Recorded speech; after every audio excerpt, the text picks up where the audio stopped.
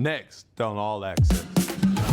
Welcome to Foxborough's Gillette Stadium for this weeknight encounter of the Patriots and the Indianapolis Colts. Ellinger stands in, looks to his right, pressure, sack. Judon is there in those red sleeves. I found a 1977 Dodge Royal Monaco station wagon that is now my tailgating vehicle. I lovingly call her the Beast. If you leave my tailgate hungry, it's not my fault. What are your plans for the bye week? Yeah, nothing too much. Spend time with the wife, recharge, relax, and reset.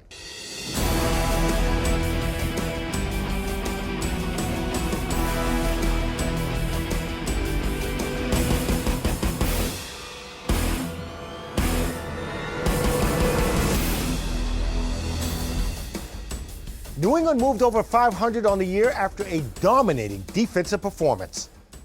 Hello and welcome to Patriots All Access presented by GEICO. I'm Steve Burton. The Patriots held the Colts to a mere 121 yards of total offense. They also tied a team record with 9 sacks. That helped lead them to their second win in a row, heading into the bye. Can they use the time provided to help fix some of their problems on offense? That will be one of the fascinating questions when they return to the field next week to host the New York Jets. Let's kick things off with a look back at the sights and sounds from the Patriots' 5th win of the year.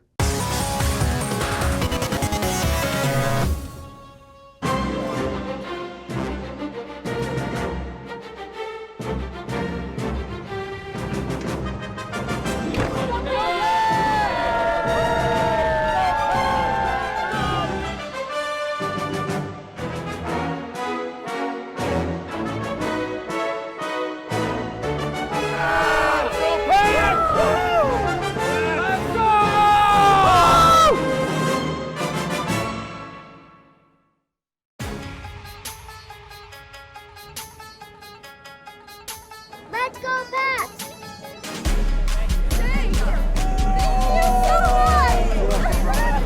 Let's go back!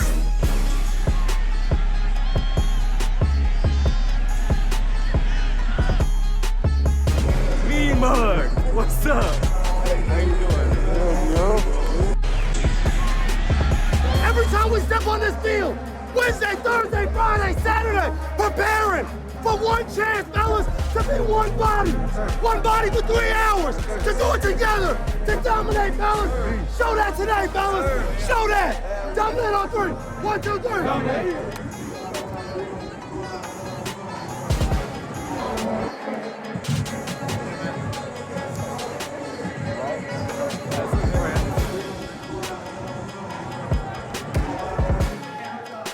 Welcome to Foxborough's Gillette Stadium for this weeknight encounter of the Patriots and the Indianapolis Colts. And the snap waist high. Ellinger stands in, looks to his right, pressure, sack. Judon is there in those red sleeves. Dropping back, he's pressured by Judon. He's sacked by Judon.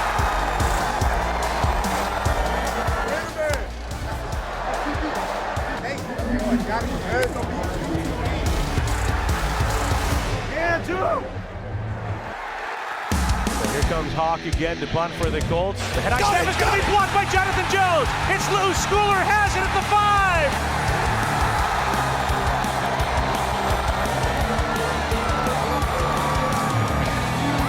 He throws it to the left. It's caught by Stevenson at the pylon. Touchdown, Patriots.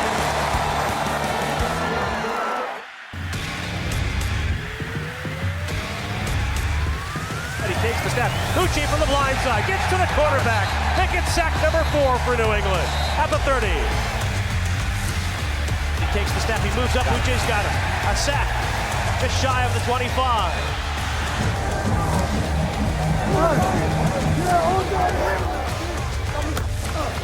Let's go! Indianapolis with a 4th down and 1. Takes the toss, a pitch to the right, runs it inside. Jackson is stopped shy of the line to gain. Patriots take him down. Judon. Ellinger takes the snap. He's in the end zone. He's pressured to throw across full of 10. And picked off by Jonathan Jones. Runs out of a tackle right into the end zone. What a day for the Patriots cornerback. Woo! Yeah!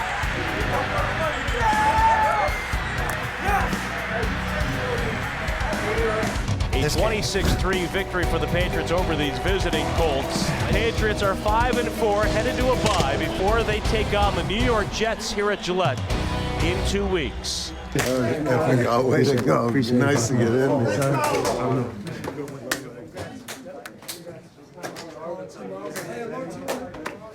Another TD? Yes, sir.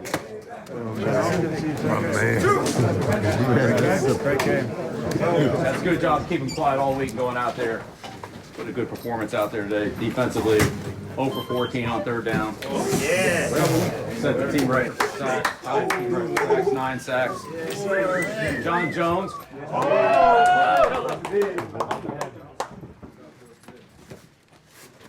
When we struggle in this building, it really pales in comparison to reality, right? So we got to learn to embrace that struggle. How we respond to it, that's who we're going to be. Struggle. It's necessary, fellas, to get to where we want to be, all right? Fellas, today, it was a struggle. How do we feel about getting to 5-4? And that right there is wisdom from the captain. Welcome back to Patriots All Access, everyone, on Bob's Discount Furniture Studios with Mike Reese and Paul Perillo. Impressions of the Colts game right out of the gate. Well, I mean, I guess it depends on which side of the ball you want to talk about. But defensively, I thought they were dominant, Mike. I thought, the Colts are a team that wants to run the ball and shorten the game and do all that kind of stuff. And even with the young quarterback, they want to protect him. They couldn't do any of that, and he couldn't do any of their game plan. It was all because of the front seven, I thought, was dominant, led by Matthew Judon. Really an impressive all-around defensive day. Yeah, they did what they had to do to win the game and sort of reestablish their home field. I thought that was an important sort of big picture consideration to them based on what had happened Monday night a couple weeks earlier against the Bears. Obviously, Steve, you can't overlook the struggles they're having on offense. I know we're going to get into it. I agree with everything Paul said, but it's hard to just ignore the fact that everything seems so hard for them right now on offense. Well, I want to go back to the defense just for a second because the defense, as you said, dominant, and it's fun to watch this defense. But was it because the Colts' offense was so inept? Yeah, that's the trick. And how much you want to credit the Patriots. And you have to recognize at the same time, if you're looking at it objectively, you have a young quarterback making his first ever road start in Sam Ehlinger. The offensive line for Indy, for whatever reason, has been in shambles all year. They've devoted a lot of resources to that line, and they haven't played well. So I don't know how much of that was the Patriots' defense just playing at another level, or if it was because of the opponent. They haven't been able to move the ball really all season long. They're 32nd, 31st in virtually every offensive category. That's right. I actually would probably give the defense a little more credit from this standpoint. I thought, technique-wise, it looked very sound, everything about it. Now, it wasn't a great challenge. This is one of the weakest offenses they'll play. But to me, you still have to go do that. Can Matt Judon keep up this pace? I think the coaches have their eye on it, Mike. And I know you guys have all the numbers. It's about maybe a 10% drop in play time from last year. And I think that's what they have their eye toward, the second half of the season, in avoiding that second half swoon that he had last year. He can keep it up, and I'll tell you how I know. How? I watched Patriots All Access a few weeks ago when he was on with you, and he said, I'm not going to get sick this time. And I think that was one thing from last year we forget. He tailed off a little bit at the end of last year. He told Steve, Paul, and I'm not making excuses for him, but that's a part great of point. He said, I'm going to be healthy. I should probably stop watching the show more. I might pick up on some of these little tidbits. It's a good show, particularly the last segment. Excellent. All that would be edited out. But let's talk about this offense because you bring it up. Yeah. What's happening with this offense? I mean, I think it starts up front, but no one really is playing extremely well offensively, maybe with the exception of Stevenson. Yeah. Myers a little bit. Stevenson credit, right? Yeah, no, I think he has played well, but even I think that the running game, not through no fault of his, the offensive line is not really blowing open a lot of holes in the running game. They're having problems in pass protection. They're banged up. They have guys moving around positions. You're taking your rookie guard, and he's been out of the lineup the last couple of games early on in the game. Yeah. So I think it all starts up front, but nothing really looks good offensively, Steve. Yeah, and I'm going to flip this. We were talking about how much credit do we give the Patriots defense against offense. It wasn't very good. I think we also have to give some credit to the defenses the Patriots have faced the last 2 weeks. Colts are a good defense. Jets the week before are a good defense. So I think some of the struggles that we've seen offensively, don't want to overlook the fact that these are probably two of the best defenses that they're going to see the rest of the season. That being said, building off Paul's point, I would start with the up front. I would say pass catchers aren't getting open consistently, and Mac. You know, sometimes I don't think he's making the reads and the throws that he had made more consistently last year. All right, don't go far, because coming up later on the show, we'll talk about how the offense can be fixed, if it can be fixed. We'll be back with more Patriots All Access right after this. Coming up on All Access. What's your goals for the bye? Well, before we get to the buys, though, it's a big anniversary here, right? 30 years ago. This was your rookie year. Wow, how'd you know that? What kind of anniversary do you mean, Coach? We'll explain. And later, meet Schwartzie. Here we go. Here is Schwartzie's cooler. You're watching Patriots All Access. Patriots All Access is brought to you by Bank of America, the official bank of the New England Patriots. By Ace Ticket, where New England fans go for tickets to all their favorite events. Visit aceticket.com. By Pepsi, Patriots watching better with Pepsi. And by Putnam Investments. Putnam Investments and the New England Patriots, proud partners committed to an active game plan on the field and off.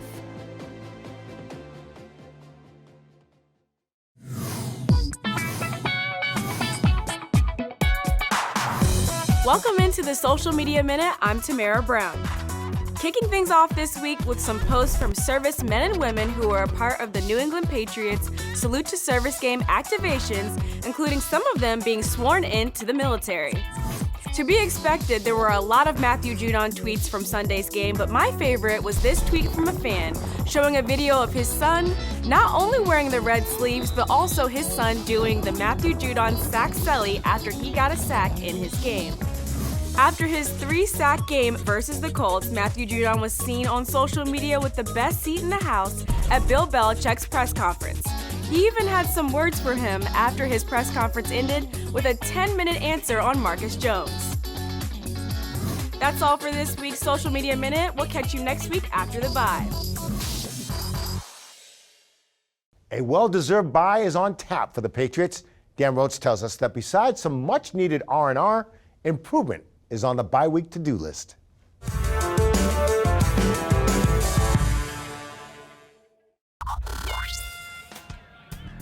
They're 9 games into their season, and bye weekend is a welcome weekend. Disconnect from football for a couple days, chill with your fam, actually be a regular person. I think it's good for you. But before they departed for the weekend, they put in some time on the practice field, working to get better. Just focus on the little things that you're not able to kind of hone in on too much throughout the week because everything's kind of just flowing real fast. If you go about it saying, hey, I'm really going to go out here on the field and compete and learn from our mistakes the first 9 weeks of the season, then you'll get better. But if you go in there saying, hey, I'm just ready to get off the field so I can get to the rest days, then it's not going to be productive. The Patriots offense will be looking to improve, and this time in between games allows for an assessment and a dialogue about how the unit can be better. We got some time just to look at some of our base stuff and say, hey, this is how I see it, and let's try it like this today at practice. Obviously, that's the whole point of the bye week, right? You get your practice in and then kind of get away from the game and get ready for a really good team next week. The offense may also get a boost from the return of David Andrews, who has missed the past 2 games due to a concussion. Won a lot of football games around here, kind of knows the standard and what it is around here, so it's always good to have a guy like that. As for the Pats D, they hit the bye having generated 11 sacks and 4 interceptions over the past 2 games. Obviously, we've had a good 2 weeks, but there's also some things that we could do better at. So we just try to focus on those things and just try to make sure coming out of this bye week that we get back to that and make sure that we are kind of thinking about it throughout the bye week as well. With the Patriots winning on Sunday, that means all 4 teams in the AFC East now have a winning record. It marks the 5th time since 2002 that all teams in a division have a winning record through the first 9 weeks of an NFL season. For Patriots All Access, I'm Dan Roach.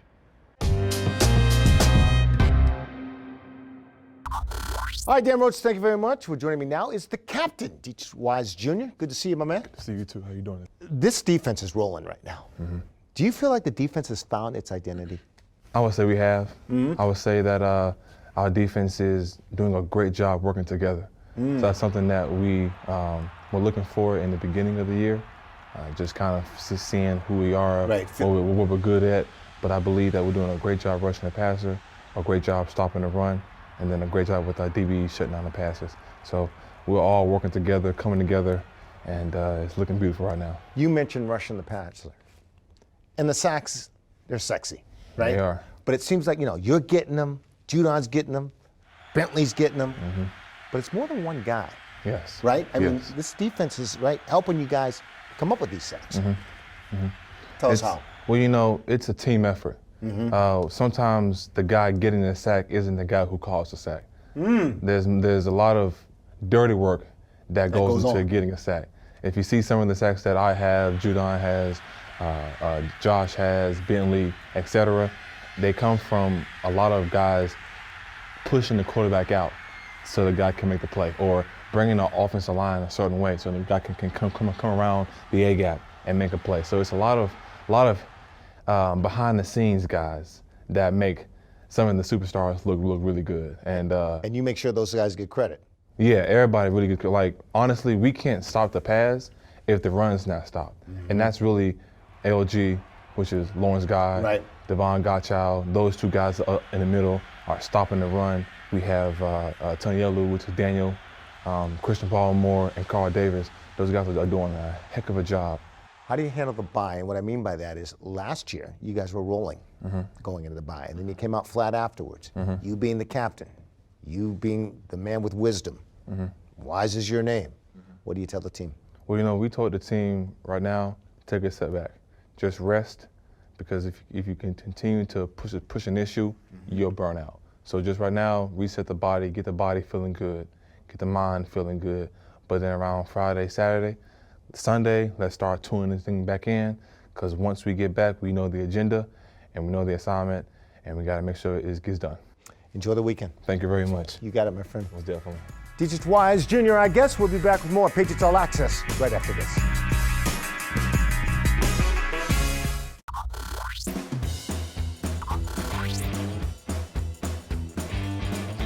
Congratulations to Cathedral Co-op High School's Derek Beasley, who is our high school coach of the week.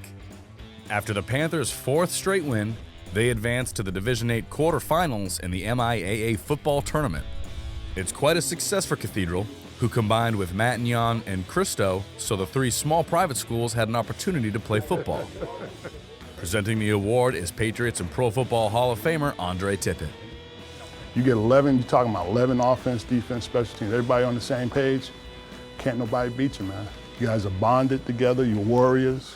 The Patriots Charitable Foundation will donate $1,000 to the Cathedral Co-op High School football program in the name of head coach Derek Beasley. We had a lot of people to thank. I'd like to thank my coaching staff. We just want to thank everybody who supported our football team and just the kids buying in. Now, fellas, we're back to work. Hey, first of all, back to class, then back to work.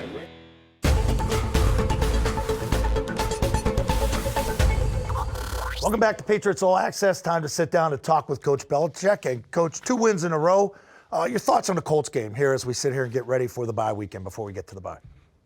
Well, good team effort. I thought we were, played hard, played for 60 minutes, and obviously had a good day defensively, real good day defensively, made some big plays in the kicking game, and had the one turnover on offense, but overall protected the ball, and we're able to take advantage of the block punt for a touchdown, and a little bit better in the second half on third down. So, good win against a good Colts defense, and good to be 5-4.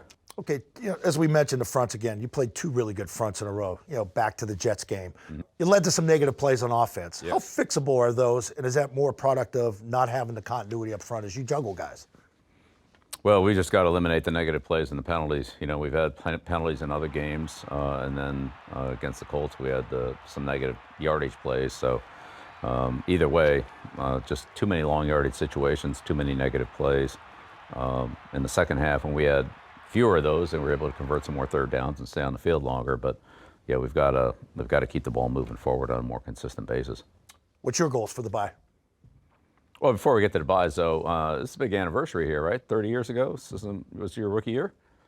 Wow, how'd you know that? And, well, I saw a picture of it. Was that the Saints? First game, was that the Saints? I can't believe, Coach, that you bring up the New Orleans game. Everybody wants to talk to me about the Colts game, but you being a football historian. Did you replace Tommy? I replaced Tommy Hodson, correct. Tommy Hodson. Hugh Millen got hurt. Tommy Hodson then got hurt. And then Dante Scarnecchia was the interim head coach. He said, well, you're up, kid. My head's spinning. Didn't prepare, obviously. Didn't think I was getting in. I get in the game, and I know you probably want to talk about the interception. We won't talk about that. But I did complete a couple passes in that game. That's great memory, Coach. Good stuff. Yeah, I saw the picture, so. Yeah. He had a long white sleeves in the New Orleans game. Yeah, well, back then you had the bad turf, so you always got the bad turf. Yeah.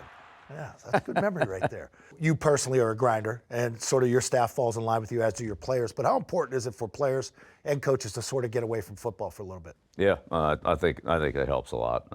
This is a breath of fresh air here for a couple days over the weekend, and then back at it against the Jets. You know, big win against the Bills last week, and you know, we know they're a good football team. We had, you know, saw them 2 weeks ago, and so we're gonna, you know, need to be at our best, and so it'd be good to get a little bit of rest, relax, and then be ready for the Jets. All right, sounds good. Time now for the Ace Ticket Twitter question of the week, and it comes from @NDM12. Salute to Service Month. I know how important the military is to you and your family. How important is it for your team, players, coaches, to recognize what's going on this month? Yeah, I mean, it's really allows us to do what we do. The people that protect and defend our freedom and our country allow us to play and coach football. You know, we're fortunate to have Joe Cardona as a member of the Navy Reserve. Can really bring that home and really tell us what that's about, what the message is, and what the people out there are doing, you know, and putting their lives in harm's way to defend our freedom. So, you know, our team recognized that. We saw the Taps families there last week at the Colts game, and you know, our players are very, very respectful and appreciative of, you know, all those that protect us and help us, whether it's the police, the firemen, you know, the military, the servicemen, women, and so forth. Awesome response right there. If you want to ask the coach a question, you have to follow the team on Twitter @Patriots, hashtag it, AskBB. No Bellustrator, but how about we take a peek at some of the big plays in the Colts win? All right, sounds good. All right, everybody hang tight. More Patriots All Access. We'll be back right after this. You're watching Patriots All Access. Patriots All Access is brought to you by Bank of America, the official bank of the New England Patriots. By AdCare. Be recovery strong. Speak up. Reach out, ask for help. Call AdCare at 800-ALCOHOL. And by Gillette Labs with exfoliating bars. Effortless shave in one efficient stroke.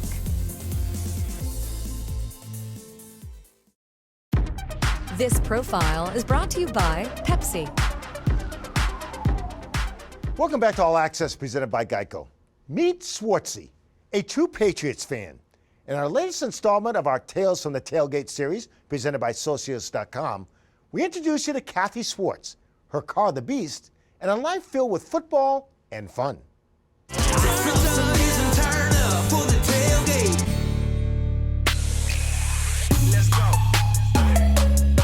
What's up?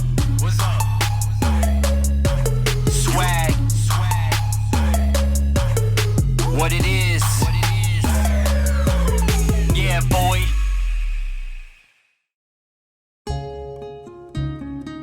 Meet Kathy Schwartz, aka Schwartzie from Ashland, as she prepares her tailgate meal for tomorrow's game. As a former player for the Boston Militia and current voice for the Boston Renegades, football runs deep for Schwartzie, and tailgating runs just as deep. As you can probably see from my kitchen, I love tailgating because I love to cook. I love cooking for other people. I like trying new and different things. Start making some Denver omelets, or more like a Western omelet, I guess, not quite Denver. Found it on Pinterest. For this week, we're doing more of a brunch. Into the oven for 20 minutes. It's, you know, that joy of food that everybody needs to eat, but so you might as well make it fun. For the longest time, I didn't have an automobile that would actually fit all of my stuff to take to the tailgate. So I went looking for a vintage station wagon, and it was, I think, one of the best decisions ever. I found a 1977 Dodge Royal Monaco station wagon that is now my tailgating vehicle. I lovingly call her the Beast. I think the soft-sided one, yeah, can go in the back. And she holds more stuff, more tailgating gear than most of the SUVs that are out there today. So yeah, here's all these lovely helmets I made yesterday. Let's see, that's gonna slide. When I roll into the parking lot, you know, I get some people like, hey, nice car, and you know, oh, hey, we tailgated next to you last time, and she's become well known. I think she's actually more famous than I am. Ladies and gentlemen, please welcome tonight's visitors, the Tampa Bay Buccaneers. We asked some tailgaters here whether or not they'll be cheering for Brady tonight. Schwartzie from Ashland said, I'll cheer for him when he comes out, but after that, nah, I want some sacks. I want to see our freaking linebackers just pummel them and punish him. Yeah, so that was a crazy time. The hubbub was all about, what do you think of Brady's return? You know, are you going to cheer for him? What are you going to do? And I was like, yeah, you know, I'll cheer for him when he comes out onto the field, but you know, after that, nah, I want some sacks. I wanna see our friggin' linebackers pummel him and punish them, or something along those lines. And then it just went viral. He doesn't play for the Patriots anymore, so I cheer for the Patriots. Oh, there we go. Let's try that again.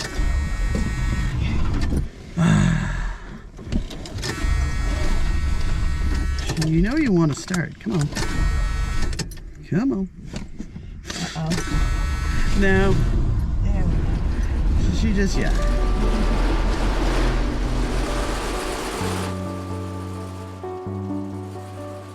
Alright, away we go. You haven't gotten hit in the head with anything, so that's good. That means things aren't sliding. So who else is coming? So I know you said last night. Who else? That's okay. Sue Looney and Pete the Lobster Man. Pete the Lobster Man. And maybe if we're lucky, Pete will bring his lobster dip again.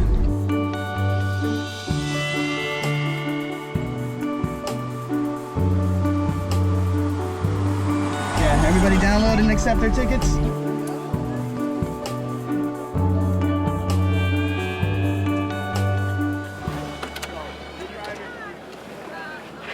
All right. Woohoo! There we go. There we go. Here is Schwartzie's Cooler. I literally have a tailgate, exactly. That's, you know, one of the keys to having a good tailgate is actually having a tailgate, you know? I think it's a needed thing. It's a little old school, but I'm a little old school. So it's all good. The last of the summer bacon. I've known Kathy for about 5 years. She's an awesome cook, and we always have a fantastic time when we tailgate. It's amazing that you get to know people that you like, especially through Schwartzie, where you see them like once a year, but you get to remember each other and know each other, and it's really awesome. I love hanging out with my friends and then just sharing my love of food and like seeing their faces after they eat it. And seeing the smiles, I'm like, how is it? And they're like, oh yeah, it's good. I'm like, excellent, okay, I've done my job for today. If you leave my tailgate hungry, it's not my fault. I love breakfast sausage. If you have a tailgate story we should feature, go to patriots.com/tailgate and submit your story.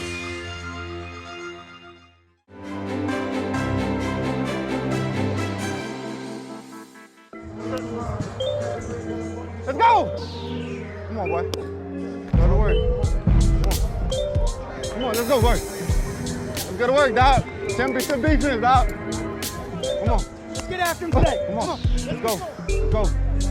Come on. Ball out today. Yes, sir. Yes, indeed. You know what time it is. Good job, man. Good job.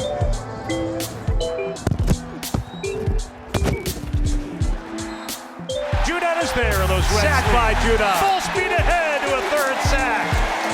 We got 3 sacks on 9 plays. Judon.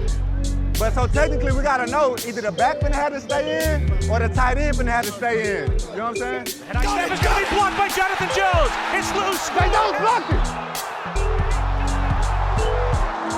Now for the rest of the year, they're gonna block your ass. They ain't finna let you come through there no more.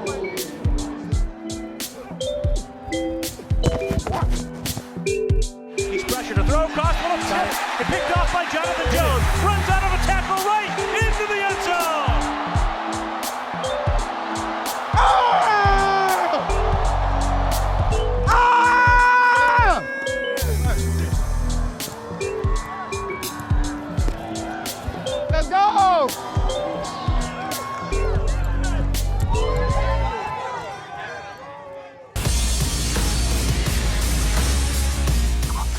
Welcome back to Patriots All Access. Time now, not for the Bellustrator. We're going to do this thing called Plays of the Week, Coach. Big one against the Colts. This got you started on third down, 3rd and 1 right here. 3rd and 1 at the end of the third quarter, and Colts are getting ready to try to get back in the game here. And so this is a big stop here with Judon and Lawrence Guy penetrating in there in these two gaps, and they run a fullback dive here and tries to bounce out. Here comes Pepper's in. Pep really makes a good tackle here. This is a classic with the near leg, near shoulder, wrap up, follow through, good finish. And Pepper doesn't look like your normal defensive back. You see him with a shirt off. That guy's got to be a linebacker. Yeah, he is. And so that changed at the quarter now. This brings up 4th and 1.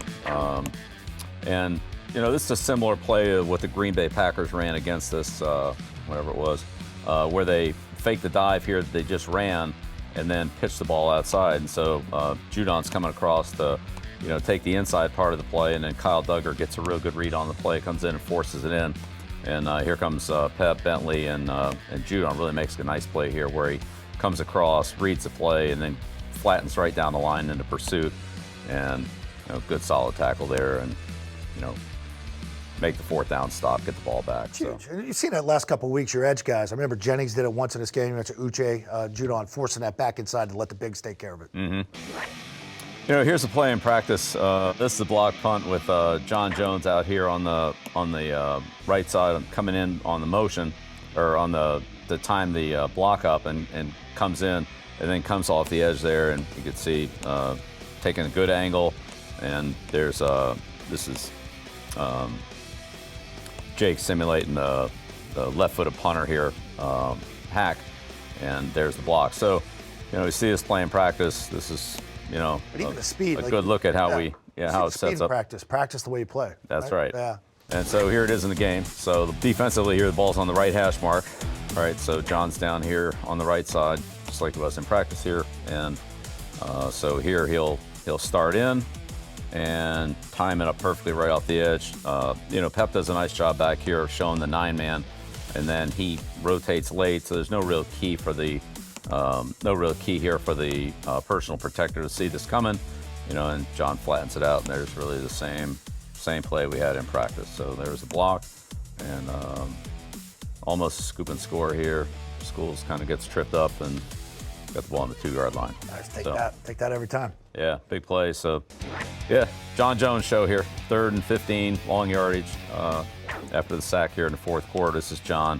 We're playing zone coverage, and the Colts are really just trying to, check the ball down underneath. It's a little bit high. Gets deflected here. John picks it up and then makes a good run. Nice spin move. Break tackle, 15-yard line, and John Jones. Shoot the guns right there. All right, man. Your duties are done. Enjoy your time off, Coach. Enjoy your bye. Thanks, up. All right, there you go. There's your plays of the week. More Patriots All Access. We'll return right after this. Patriots All Access is brought to you by Putnam Investments. Putnam Investments and the New England Patriots. Proud partners committed to an active game plan on the field and off. By Pepsi. Patriots watching? Better with Pepsi. And by Dan O'Brien Auto. Come in to any Dan O'Brien Auto Group store today and get your awesome protection plan. Keeping it awesome.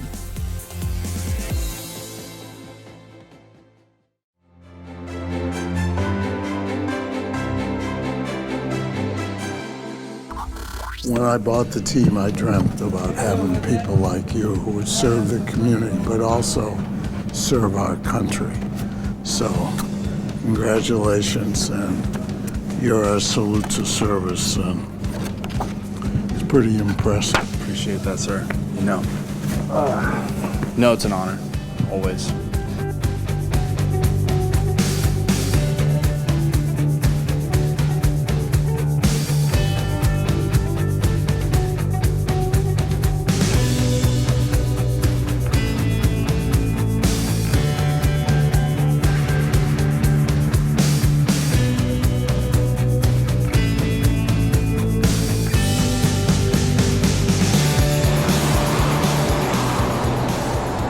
Hey, gents.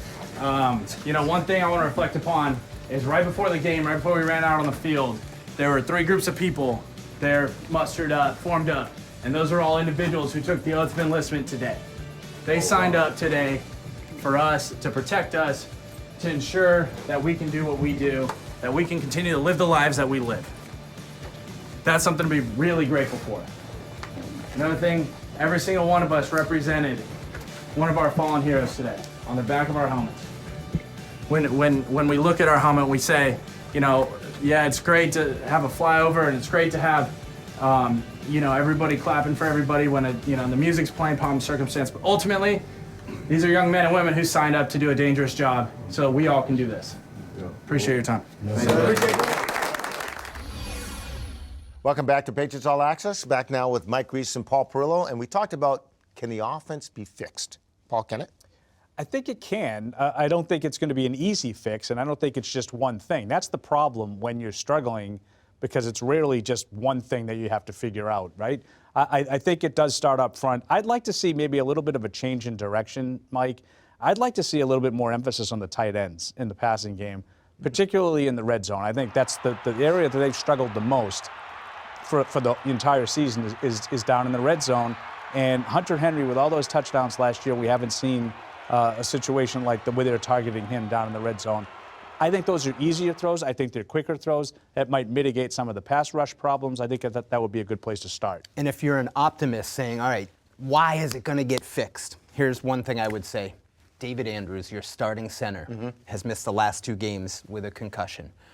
Seems to be progressing behind the scenes. He comes back. That's a key piece to hopefully, if you're the Patriots, get you squared away up front. Maybe that leads to better performance from Cole Strange at left guard, and then maybe Isaiah Wynn goes out to right tackle, and you can settle on 5 guys. Maybe Marcus Cannon comes back from his concussion. To me, David Andrews is looming as sort of a key piece to possibly helping him sort it through. That's a good point, Mike, because David Andrews is anchor on that offensive line. All right, the bye week. Last year at the bye week, Patriots were rolled right into it, and then came out flat afterward. Yeah. This is why I think this is a good scenario, because I think they're going to learn from last year. And I think this offense, knowing that it needs a lot of work, can wake up out of the bye week and get rolling. Yeah. That's why I think the Patriots are not in a bad spot here. Maybe they're hitting the bye and it's not clicking on all cylinders like it was last year. Maybe there's a little bit more attention to detail in the self-scouting process, Mike. But at the same time, I do think that schedule in the second half, while maybe not quite as daunting as it looked before the season, is still, I mean, there's still some tough games. You know, depending on how Josh Allen looks, you know, you got 2 with Buffalo, you got Cincinnati, you got another one with Miami, you got Minnesota on Thanksgiving, and it starts all off with the Jets, who are playing great football right now. So it's not an easy schedule. You don't want to get into a situation where it derailed them the way it did last year. The other teams will have something to say about that. And we'll find out quickly. Look at what comes up after the bye. 3 games in 12 days, if my math is right. You go Sunday to Thursday, and then back again the next Thursday. So I think, to me, like, fill up your gas tank if you're the Patriots during the bye week, and know that when you come back in the building, like, there's no easing back into it. It's foot right on the gas pedal. Areas of concern going forward. What needs to be addressed? We know the offense, but what needs? Players? Yeah, I mean, obviously offensively, and Mike talked about David Andrews coming back. I think that would settle the line down. But, individually, Mike, I'm going to let you delve into Jake Bailey. But, the punting situation, and I did think, ironically enough, I think the last couple of games, special teams-wise, have been a little bit of an improvement, a big improvement, I thought, against the Colts. They really had a strong day in special teams. That was an area that I would have put front and center, just the coverage, all the penalties they had. But it seems like they're cleaning some of that up. Still got to get the punting game back. So they have a punter on the practice squad, Michael Pilardi, who's sort of there just in case. And I think what they might do is watch Pilardi versus Bailey in practice and potentially elevate Pilardi up if Jake Bailey doesn't punt more consistent. I know he signed the extension in the offseason, and he just maybe is in a little bit of a funk, or not maybe. He is in a little bit of a funk, and I wonder how much of it is mentally. And sometimes when you get that, it can be hard to get out of it. He's valuable with the kickoffs and holding for Nick Folk. So that's one of the concerns. Like, if you take him out on the punting part of it, you are affecting other parts of the team. Great stuff, as usual. That'll do it for this week's edition